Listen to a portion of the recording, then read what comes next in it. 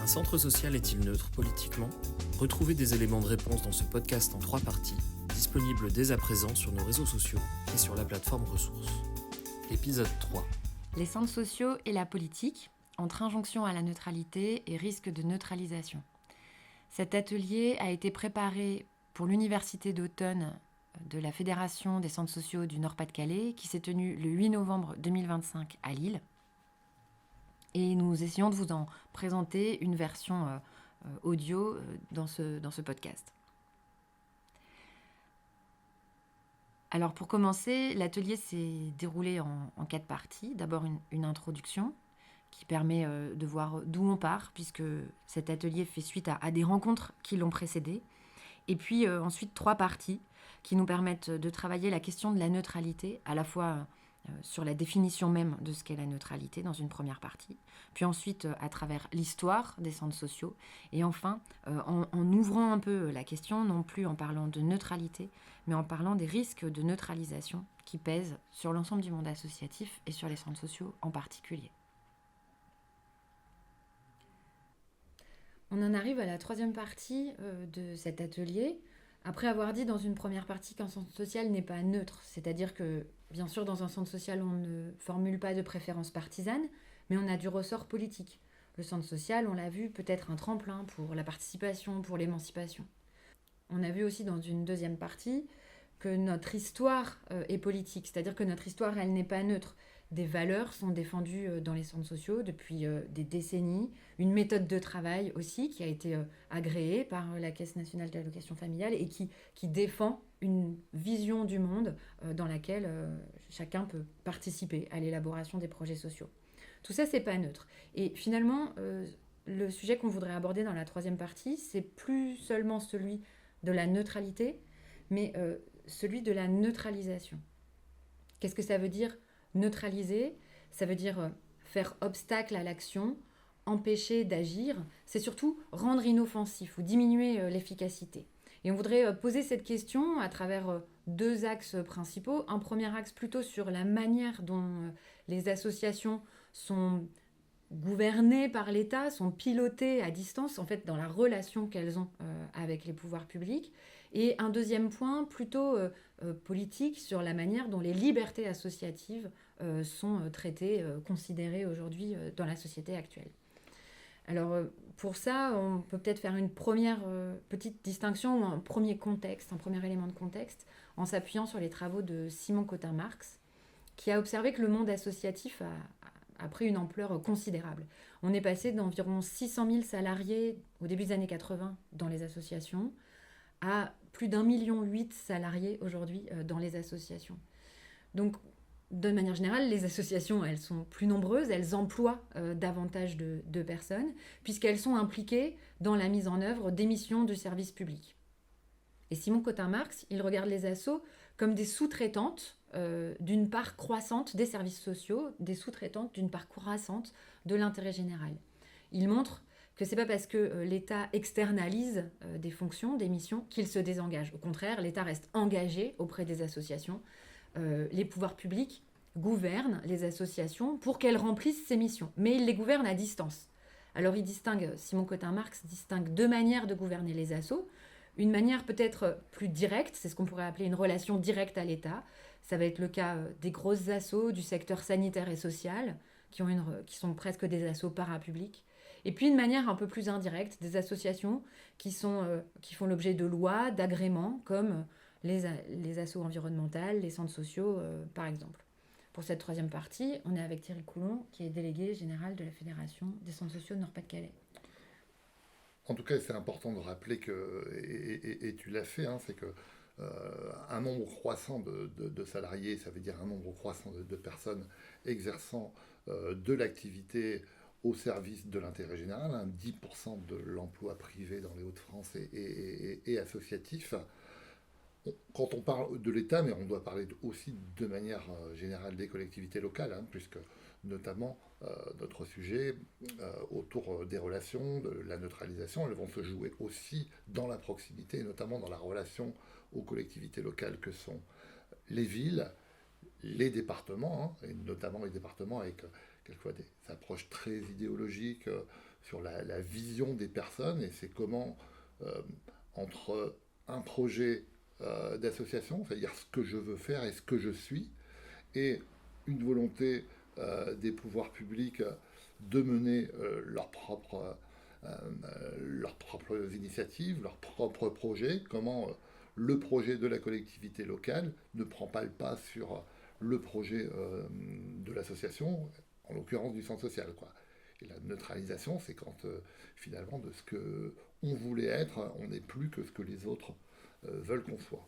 Alors pour ça, on va aborder les choses en deux temps. Une première partie, on va dire plus technique, parce que parfois on a l'impression que les outils de pilotage sont neutres, mais là on va voir qu'ils ne le sont pas, et que parfois les outils de pilotage nous neutralisent. Et ensuite une partie plus politique.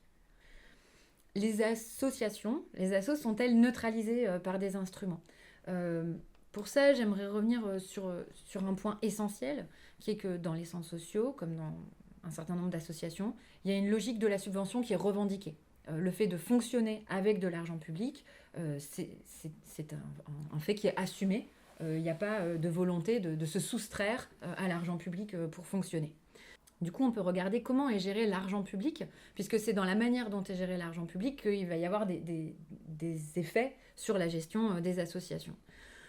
Pour le dire de manière schématique, depuis le début des années 2000, la manière de gérer, de gouverner le pays a un peu changé, puisqu'on regarde davantage les finances publiques pour évaluer si les politiques publiques ont marché ou pas. C'est bien l'indicateur de l'argent qui est l'indicateur de la réussite ou de l'échec d'une politique publique. Est-ce qu'elle a coûté cher ou pas cher ? Ça ne veut pas dire que ce n'était pas le cas avant. Ça veut dire que maintenant, c'est le critère premier.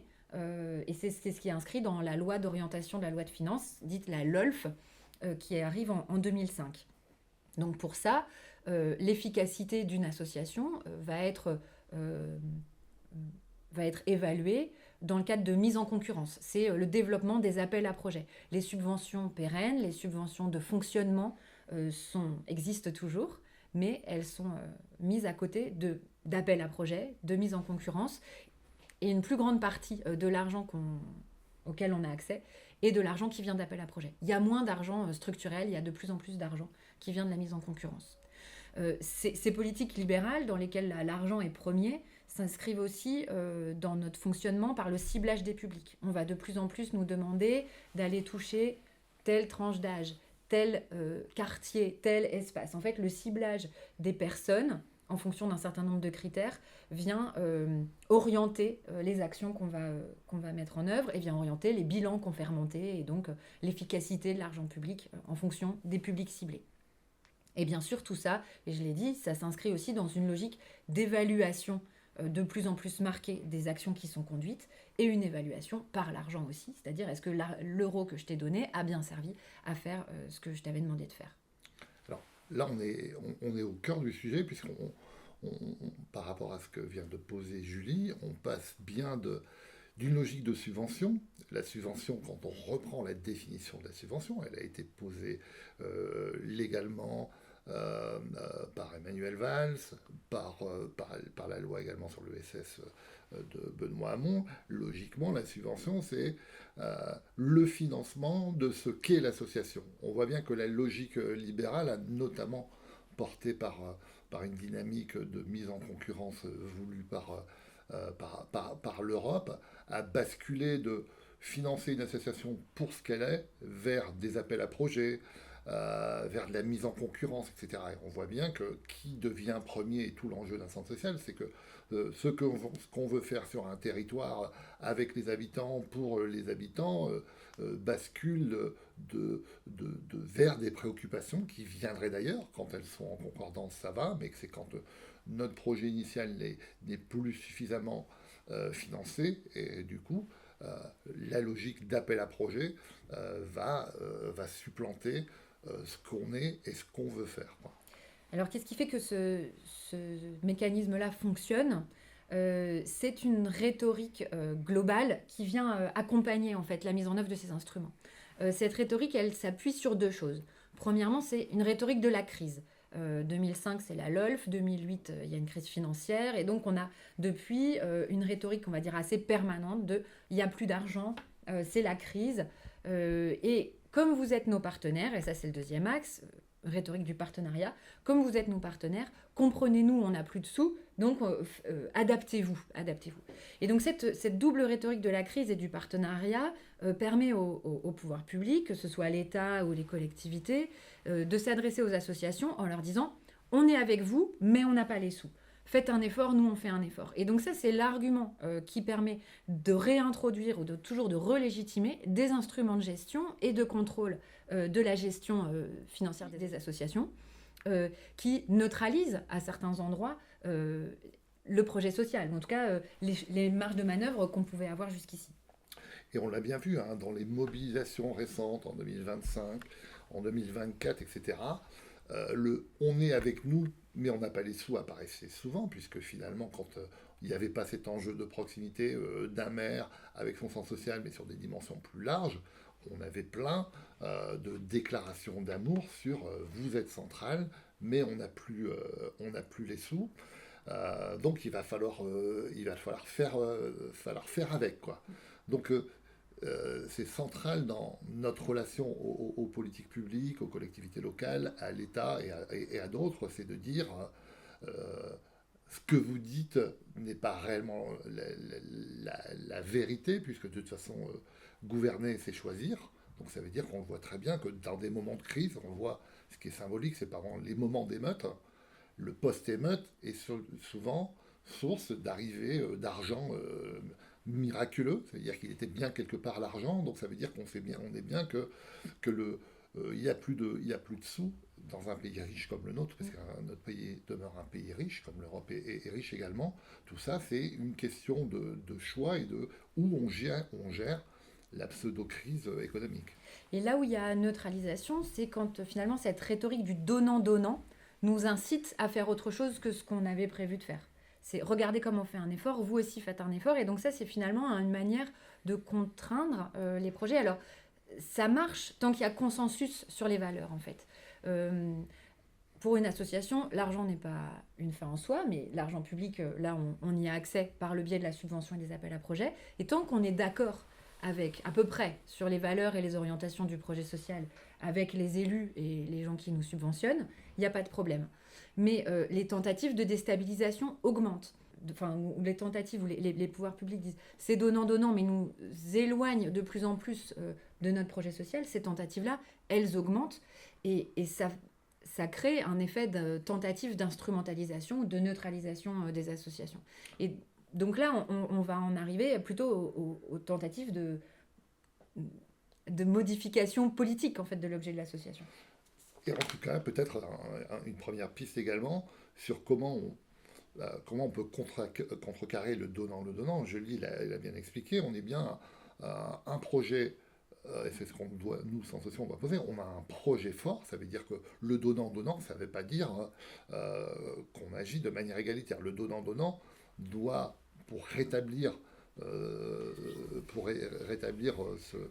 cette rhétorique-là, c'est de dire si je donne quelque chose, il faut réellement que j'ai quelque chose. Et que la concession ou le consensus, il se fasse sur pas ce que toi tu veux, mais ce qu'on veut mutuellement. Or, souvent, c'est ce que l'autre veut qui prend le pas, quoi. Alors, pour aller vers la question de la neutralisation politique des assos, c'est important de faire une petite pause et de regarder ce que sont les libertés associatives. Donc, on s'appuie là sur l'ouvrage qui est paru l'année dernière et qui a été coécrit par Julien Talpin et Antonio Delfini, qui définissent les libertés associatives comme une question démocratique fondamentale, que ce soit pour assurer une place à la critique dans la délibération collective, ou pour permettre la représentation des intérêts des groupes subalternes, les associations jouent un rôle politique essentiel. Et puis, ils reviennent, ils précisent, il ne suffit pas de pouvoir se constituer en association pour pouvoir mener à bien son projet. La restriction des libertés associatives recouvre l'ensemble des entraves administratives, judiciaires, policières, matérielles et symboliques qui portent atteinte à l'activité des associations. Donc on l'a vu, là, on a commencé à en parler, les entraves administratives peuvent être une manière de venir contrevenir aux libertés associatives. Dans tous les cas, ce qui est important ici, c'est de bien avoir en tête que les associations sont inscrites dans la dynamique démocratique du pays. Et donc le sujet est central, hein. On a vu les contraintes administratives, les contraintes d'objectifs, de sens, etc. Là, on va rentrer également à une contrainte supplémentaire qui est comment les collectivités locales, comment l'État va peser sur l'association, en raison peut-être de divergences politiques, divergences de sens, divergences de personnes également, parce qu'on le voit que les contraintes et les libertés associatives, elles sont souvent restreintes parce que le président de l'association, parce que le directeur, parce que des individus ne sont pas sur la ligne d'action, la ligne politique de la collectivité locale ou de l'État, quoi. Et donc, là, on est sur une véritable liberté associative. C'est comment on va contraindre un collectif qui s'appelle l'association et une dynamique démocratique au nom d'enjeux qui n'ont rien à voir quelquefois avec l'objet même de l'association, et qui n'ont même rien à voir avec ses membres, mais une partie de ses membres, quoi. Alors, les formes de neutralisation politique, on va en identifier quelques-unes. C'est pas exhaustif, et on ne dit pas non plus ici que toutes les assos font l'objet de tentatives de neutralisation politique. On essaie juste de montrer les mécanismes qui peuvent être en jeu. D'abord, je vais parler des tentatives de neutralisation au niveau local, et puis aussi d'éléments plus globaux au niveau national qui contribuent à de la neutralisation. Alors au niveau local, il peut y avoir des menaces aux subventions. Là, on enregistre ce podcast en période préélectorale. On sait qu'il y a des associations qui ont la crainte qu'en cas de changement d'exécutif local, il n'ait plus la même subvention parce qu'il ne serait plus ou moins en accord avec les valeurs des futurs élus. Donc cette menace aux subventions, cette crainte de perdre la subvention, elle est toujours là. Et puis, il y a aussi des suppressions de mise à disposition. Tiens, on n'est pas très d'accord avec cette association ou on préfère telle autre. Du coup, on va lui enlever son local et on va le mettre à une autre. Donc voilà, cette question aussi de la mise à disposition des locaux ou des personnels est un espace de tentative, une forme de neutralisation politique. Tu veux rajouter sur ce point-là ? Oui, on est sur deux éléments là, en tout cas, qui ne vont pas de soi. Légalement notamment, même si on le verra un peu plus tard, il y a des éléments réglementaires depuis la loi séparatiste, le contrat d'engagement républicain qui existent et qui sont posés, mais souvent, au nom d'un cadre flou, on va pouvoir peser sur deux éléments que vient de poser Julie. Un, les subventions, c'est-à-dire l'argent qu'on vous donne dans la proximité pour mener un projet annuel, etc. Donc on va toucher directement à votre cœur d'existence par la subvention, ou la suppression de mise à disposition, hein, soit de personnel, même si c'est très réglementé, ou de locaux, ou d'espaces extérieurs, quoi. Donc on va agir en pression sur des choses un peu vitales, mais on le reverra, je pense, après. Tout ça n'est pas forcément très cadré légalement. Ça veut dire qu'il y a une sorte de surenchère des collectivités locales et de l'État. Alors souvent, là-dessus, ça a été l'État, mais on voit que ça devient aussi un outil pour les collectivités locales, de dire, bah, finalement, tu n'es pas dans la bonne ligne, je ne vais pas taper sur ta ligne, puisque c'est compliqué de taper sur ta ligne, donc je vais taper de manière indirecte sur des choses qui vont te contraindre à rentrer dans le rang. C'est des choses qu'on a pas mal vues aussi au niveau régional, hein, lors des élections régionales de 2017, si je ne me trompe pas, où il y a eu des exécutifs régionaux qui ont clairement coupé des subventions à certaines associations ou enlevé des locaux. Et au niveau national, Thierry l'a évoqué, il y a deux éléments de contexte qui viennent faire peser plutôt un climat de neutralisation, plus qu'une réalité de neutralisation, en tout cas pour ce qui est des centres sociaux.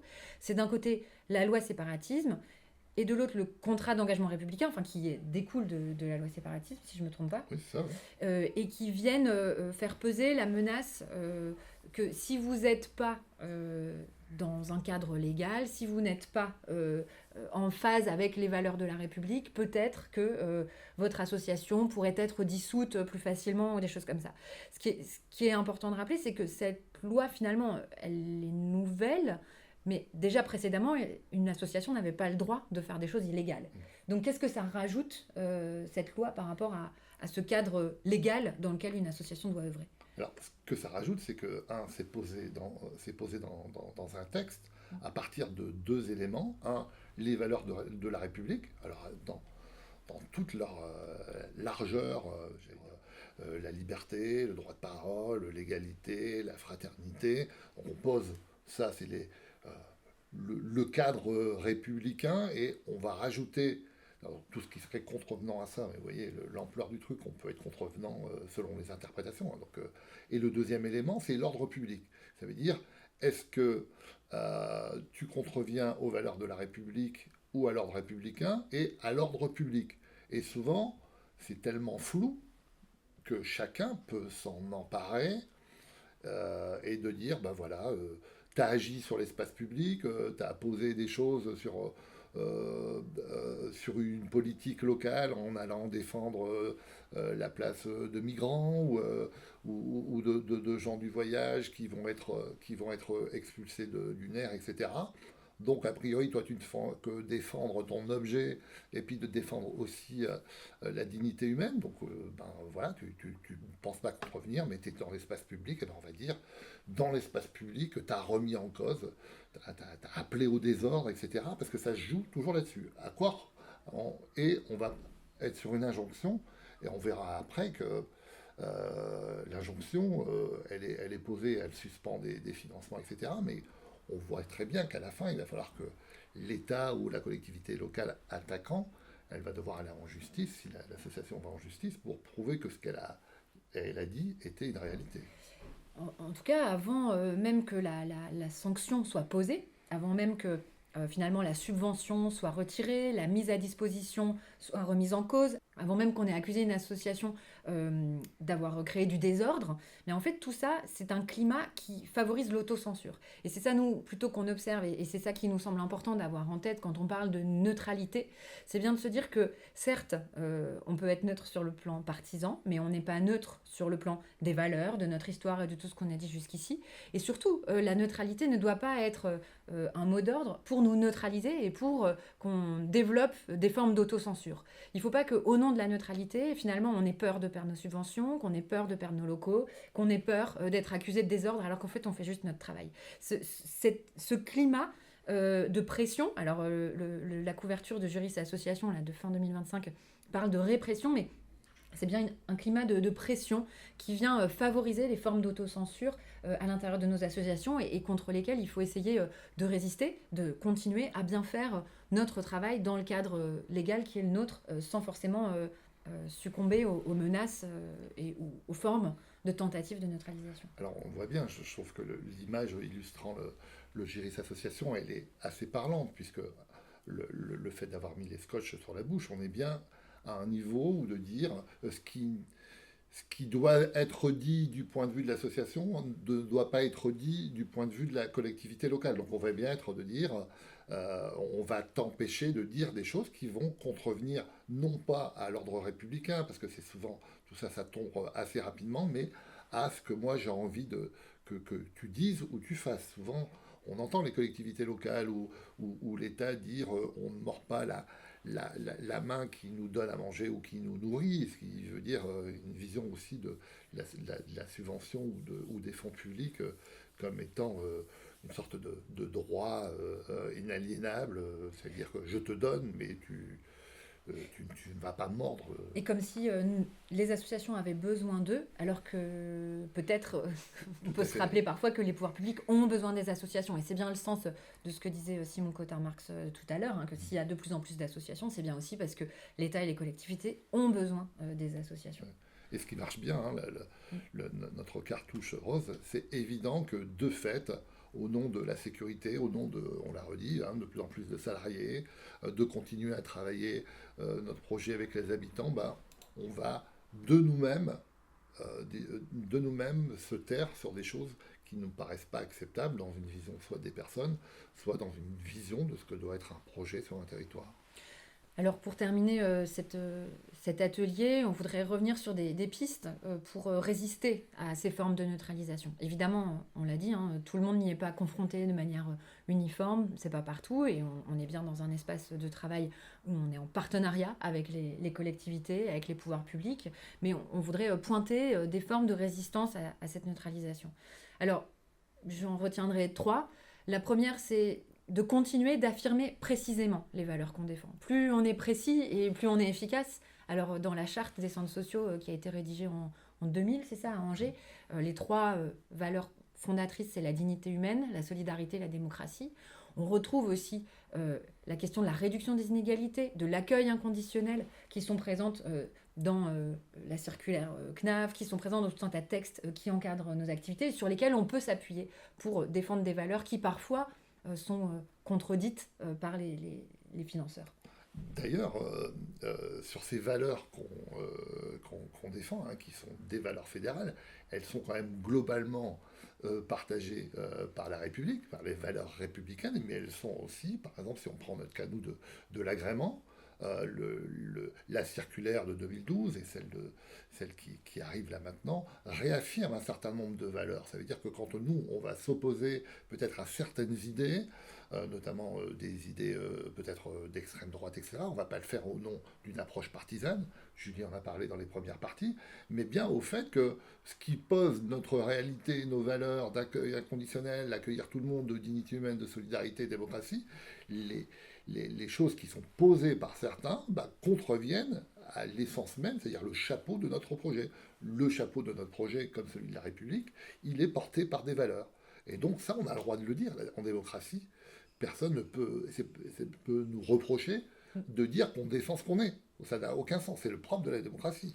Donc la première forme de résistance, c'est de l'affirmer, c'est de l'afficher, c'est d'en parler, d'en discuter, d'en débattre. Enfin voilà, tout ça, il y a plein de manières de faire vivre ces valeurs précisément citées et explicitées dans nos espaces.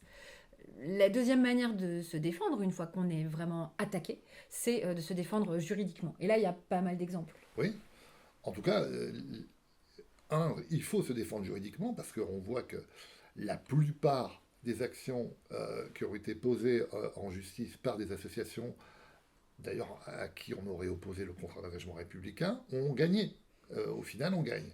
Donc ça veut dire qu'il ne faut pas avoir peur de dire on n'est pas d'accord, on est fier de ce qu'on fait et de ce qu'on est, et on est en discordance avec votre vision, donc on va porter et on va être appuyé, hein, parce que se défendre juridiquement, c'est se défendre avec les moyens également de la justice, avec la Ligue des droits de l'homme, avec un avocat spécialiste en droit des associations. En tout cas, il ne va pas de soi qu'une interdiction qui est posée par une collectivité locale ou par l'État n'est pas opposable.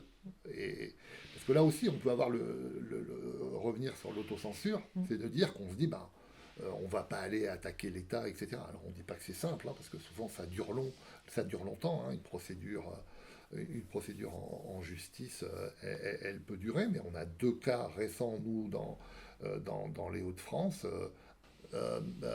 qui nous ont permis d'aboutir parce que on n'a pas lâché, hein, sur une vision de ce qu'était la parole dans l'espace public, notamment sur la défense de gens du voyage. On a réaffirmé que ce qu'on posait, ce n'était qu'une défense de la dignité humaine et pas de l'insurrection.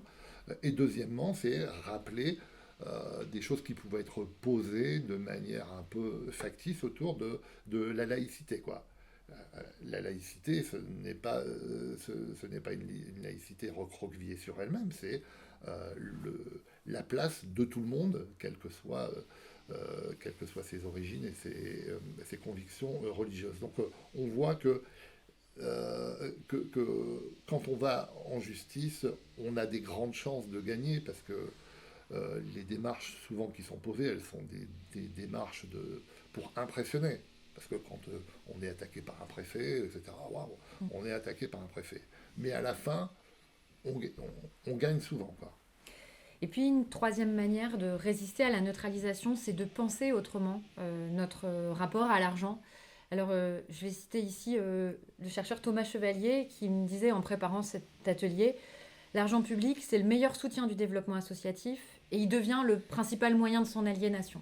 Et donc pour résister à cette aliénation dont on parlait tout à l'heure, hein, parce qu'on est mis en concurrence, parce qu'on doit cibler les publics, parce qu'il y a moins d'argent mais il faut travailler plus, eh bien il peut être important de décider collectivement de notre rapport à l'argent dans l'association, que ce ne soit pas seulement l'affaire des techniciens, voire d'un ou 2 techniciens, mais que ce soit bien un enjeu démocratique au sein du conseil d'administration, de savoir pourquoi on a besoin de cet argent, à quoi il nous sert, quel argent on va chercher, et que plus on sera nombreux pour décider de ce qu'on fait de l'argent dans l'association, et moins on se fera aliéner par l'argent. Tout à fait. La complexification des démarches administratives, des dossiers, la lourdeur des dossiers associatifs pousse tout le monde, ou pousse beaucoup, et de dirigeants associatifs bénévoles, à dire c'est l'affaire de techniciens. Julie l'a posé, donc ça veut dire que tout ça, ça se passe ailleurs. Par expérience, on voit très bien que les gens les plus légitimes pour poser et pour peser dans une négociation ou dans une relation avec une collectivité locale ou l'État, c'est bien évidemment les premières personnes concernées, c'est-à-dire les habitants au pilotage du projet. C'est pour ça qu'on revendique fortement la puissance de notre modèle, c'est-à-dire des initiatives d'habitants appuyées par des professionnels. Donc bien évidemment, notre force, elle est dans ce binôme, mais devant un maire, c'est beaucoup plus puissant d'être un habitant bénévole, ou appuyé d'ailleurs par d'autres habitants, que d'être un technicien. Un technicien, on peut d'ailleurs et souvent des élus le font. Moi, j'ai été élu. Vous n'avez pas été élu. Et donc, par contre, nous, les habitants, ils ont été aussi élus, et puis ils ont la légitimité d'être les experts du quotidien. Donc, il faut absolument qu'on redise que nous, notre ADN, qui est un pilotage par les habitants, un projet co-construit avec les habitants dans leur diversité sur un territoire, c'est une puissance de feu terrible. Et c'est une manière donc de résister à ces formes de neutralisation. Il y en aurait peut-être encore d'autres. Là, on voulait dresser ce portrait-là sur la question de la neutralisation en ouverture, en troisième partie de cette présentation. Et il y aura certainement d'autres espaces encore pour continuer à en discuter dans les fédérations, à l'échelle des territoires, différents endroits. Peut-être pour terminer, et pour que cet atelier puisse vous servir aussi dans votre équipe, on a noté toujours quelques questions pour se mettre en réflexion à l'intérieur de l'équipe. Savoir quelles sont les contraintes politiques qui pèsent sur mon association. Peut-être se demander autour de mon centre social quel est l'état actuel du rapport de force sur les libertés associatives. Évidemment sans juger les différents endroits, mais c'est des questions qu'on peut se poser pour essayer de se situer dans le débat. Et puis se poser la question des moyens qu'on peut mobiliser, sur quoi on peut s'appuyer pour sécuriser notre existence, voire même comment est-ce qu'on peut venir discuter ensemble dans le centre social de nos moyens de subsistance. Un projet fort sur un territoire, il doit prendre en compte des moyens, un territoire, et bien évidemment, on a appelé rapport de force, en tout cas relation avec l'environnement du centre social, les forces en présence, qui sont quelquefois, on sait très bien que c'est compliqué la relation aux élus, puisque notamment on est dans une culture en France où celui qui a raison, c'est celui qui a été élu, et on voit très bien que la démocratie dans les conseils municipaux est limitée sur la place des oppositions, etc. Mais en tout cas, nous, on n'est pas une force d'opposition, on est simplement une force de projet au service d'un projet sur un territoire. Et c'est bien de le redire, Madame le maire, Monsieur le maire, on n'est pas en opposition, on a simplement un projet qui va soit compléter, soit être en phase avec le vôtre, mais il est au service du bien-être des habitantes et des habitants de notre ville ou de notre quartier. Et puis on pourrait rajouter, juste pour terminer, c'est notre rôle de fédération, de se dire que les solidarités interassociatives sont elles aussi très importantes pour défendre nos libertés associatives. Tout à fait. On est tout simplement sur la force du collectif. Si à un moment on veut exercer un contre-pouvoir ou un rapport de force, un rapport de force bien sûr au service, pas des individus, mais au service de l'intérêt général, il faut y aller groupé, quoi. Il faut y aller groupé parce qu'on est fédéré, parce qu'on y va à plusieurs associations dans un quartier, parce qu'on va s'appuyer sur la compétence d'une autre association, d'un syndicat, de la Ligue des droits de l'homme, ou d'une association plus spécialisée, mais en tout cas, la force du collectif, il est évidemment le premier rempart face aux atteintes aux libertés associatives.